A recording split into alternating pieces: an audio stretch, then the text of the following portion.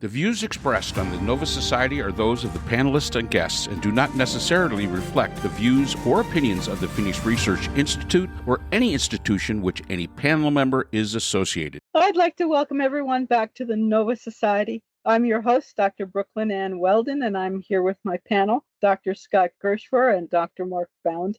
Today we will be answering listener emails, trying to move through that gigantic pile that Mark is sitting in, waving his hand with an email in his hand, and he's got one from Michelle, who lives in Buffalo, New York. And Michelle asks, reporting is that liberal governments in Australia and Canada have beaten the odds and won in their respective countries. Many in the foreign news media are saying that this is a Trump effect, in quotes. What are they talking about? What influence can an American president have on the elections in a foreign country? Very good question, Michelle. So, Mark, Scott? Let me just say to Michelle, I'm from the upstate New York originally, and the coldest I've ever been in my entire life was at Rich Stadium watching the Bills in a snowstorm. You went and got a cup of coffee in the concourse and came back out. It froze by the time you got back to your seat. It is the coldest I have ever been in my life. Great time. I still do have all my toes, but yeah, Buffalo, great place. I love Buffalo. I had friends who went to school in Buffalo. I got to stay with them for a week when I had graduated from college. Michelle, it is the most fun town. It really is. It is. It's a great drinking town. The Stuffed Mushroom was a great bar that I had such a good time at in different places. I love Buffalo. Of course, they also believe that they can make buffalo wings.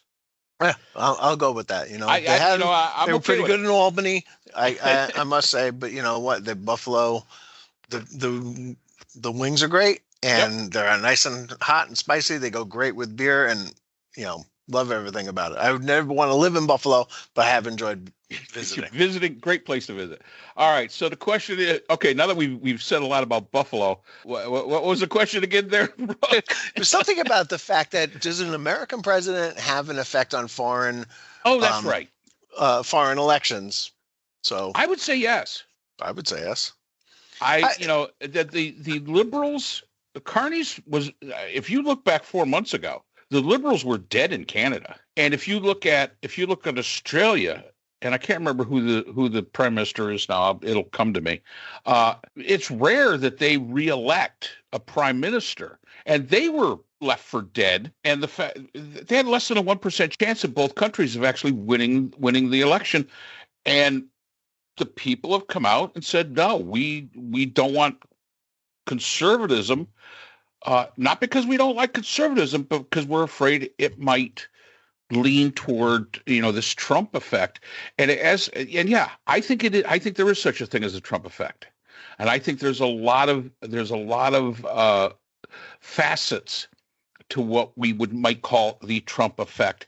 And I do think that that parties around the world, as they do elections, are really looking, do we want to align ourselves with the United States? And it says a lot about how much other countries want to align themselves with the United States. And if you listen to some of the speeches made by these politicians that weren't supposed to win in foreign countries, they're basically saying, hey, we're a sovereign nation, and they're not coming directly out and saying we're going to go through this without the United States, because they're not who they used to be.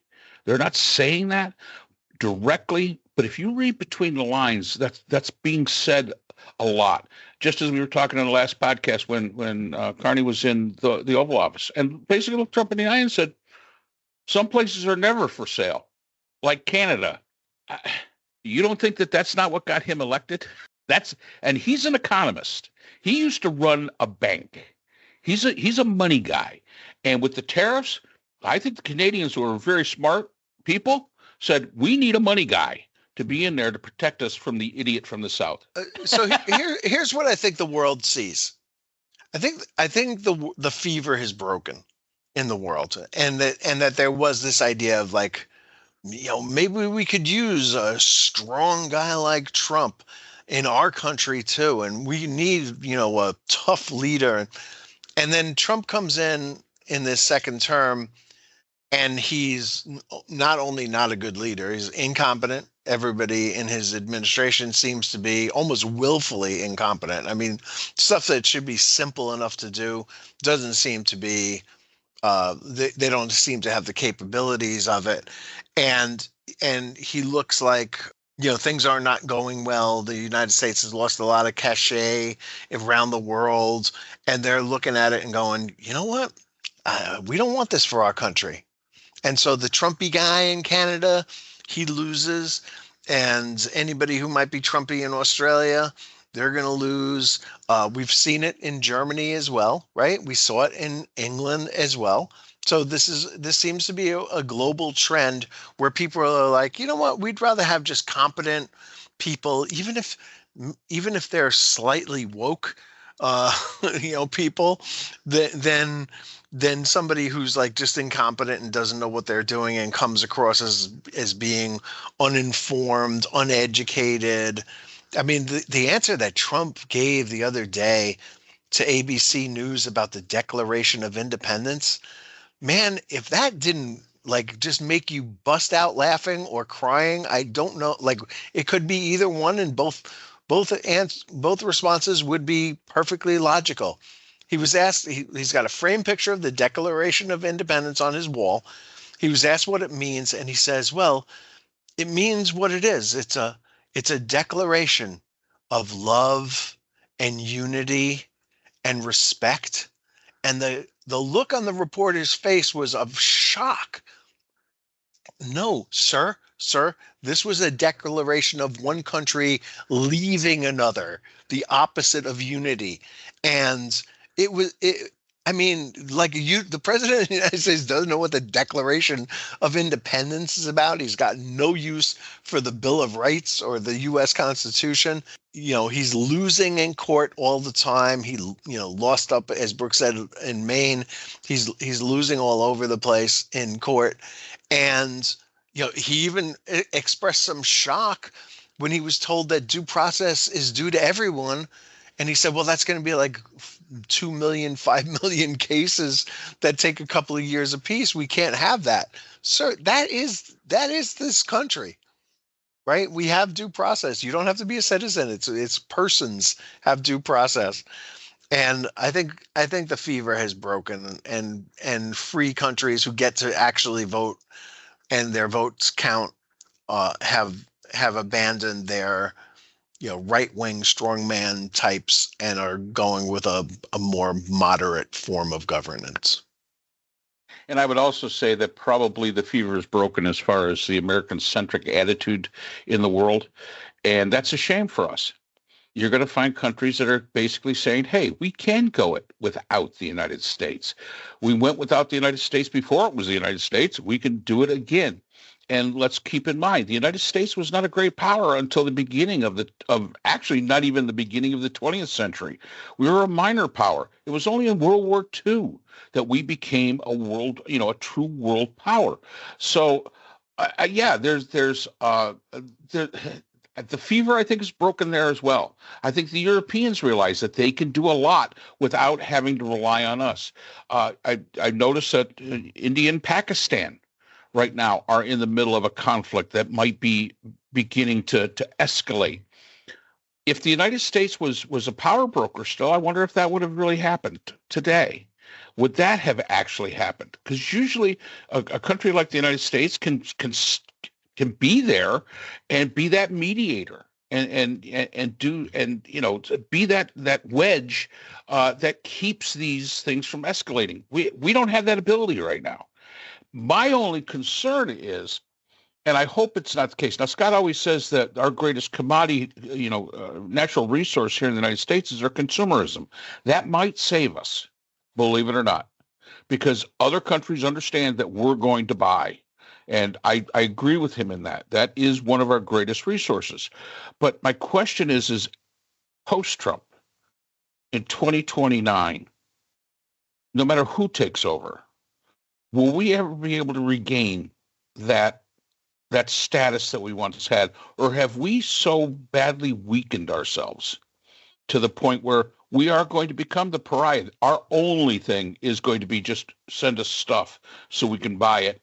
And anything else in the world where we used to have relevance, we won't have relevance anymore. And that is my concern.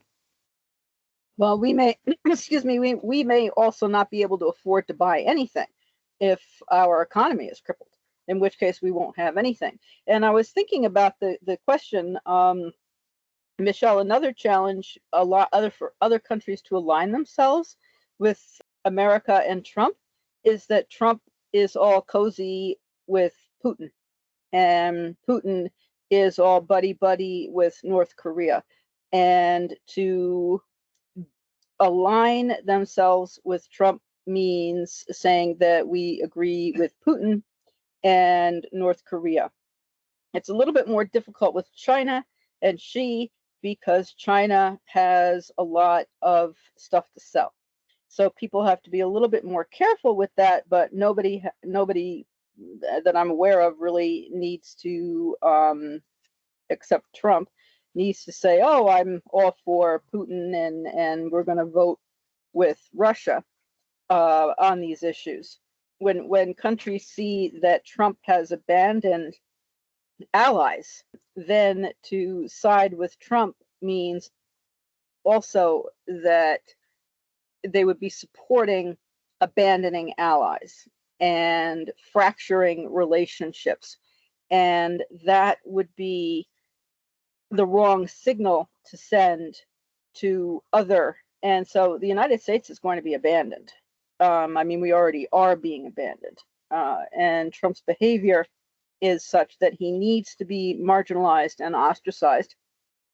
And unfortunately, that means the American people are stuck with being shut away also, whether we voted for him or not, and whether we thought those who voted for him thought that this was going to be the outcome or not. And certainly the first time around, Trump had people who knew more than he did in government and people who were able to try to stop him. This time, Trump has people who have never been in government and who are incompetent, and that is deliberate on his part, so that they owe him for their positions, and no one is around who knows more than he does about government, and nobody is around to stop him. And so our position is not good, and I don't know if there is retrieval once this type of trust is lost, even post-Trump. Yeah, exactly. I do honestly think that we will continue to buy stuff. I think that seeing the shelves empty as they're expected to be by summertime or the fall will stir in the American heart a desire to buy stuff even that we don't need, as we continue to do. And that we could always be counted on to be purchasers, no matter how expensive something is. But clearly, that idea of the tariffs being the generator of revenue for the United States of America seems to be over. And notice how Bissent couldn't answer that question in front of the Senate hearing. Well, it's complicated. And do the American people, that the question was, does the American, who pays for the tariffs? Right, and he tried to say if they don't pay for the tariffs, why are other countries so angry about them? Which is a crazy thing to say. Disrupting global trade is a bad idea, and I think like Mark Carney, being an economist, understands that, whereas Donald Trump, being somebody who read about tariffs 25 years ago and thought it was a really interesting idea, has no idea. Anyway, leave it there. Anything else, Mark? No, the only thing I can say is that, you're right in the sense that, they're shunning Trump, which means they're shunning the United States and the people of the United States. And that is truly the shame in all this. And, these countries, it's a matter of trust. They've got to be able to trust that we're legit, that we're going to stand by our word, that we're going to do the right thing. We always did things for the right thing. It wasn't always in our best interest, but we always did things for the right things. And now, this isolationism, this America First baloney, all this stuff really does put a strain on the relationship with the United States and the rest of the world. And yeah, if that's the Trump effect, and I think that's maybe the best way to describe it. The Trump effect is that the rest of the world views us completely differently than they did before. And again, I hope that's repairable. I'm just not sure that it is. Yep. Well, I'm not sure either. I guess we'll find out. So thank you again, Michelle, for your question. And thank you for listening to us on the Nova Society. Thank you again to all our listeners. And we hope we will see you again next time. Everyone, take care. The Nova Society is a production of Nova Society Media, a division of the Phoenix Research Institute. We'd like to thank our production partners, Buzzsprout, who hosts the Nova Society, Audacity, our editing partners, Apple iTunes, the largest source of podcasts and music on the internet, Spotify, the most popular platform for the Nova Society, and iHeartRadio, your source for all things music and podcasting. The Nova Society is available on all of these and other quality platforms listed in our description. We'd also like to thank all of our listeners. Without your support, the Nova Society would not be possible. If you have a question or comment, we can be reached at nova.society.podcast@gmail.com. So for Dr. Brooklyn Ann Weldon, Dr. Scott Gershwer, and all of our production partners here at the Nova Society, I'm Dr. Mark Bound. Remember, the true power in society is knowledge. Thanks for listening, and we will see you again next time. We'd like to thank our sponsor for this episode, the Journal of Interdisciplinary Conflict Science. The JCIS is an open journal for upcoming scholars. The JCIS is currently accepting article submissions on an ongoing basis. The JCIS is a publication of NovaWorks, a scholarly depository at Nova Southeastern University. A link to the journal is in our description.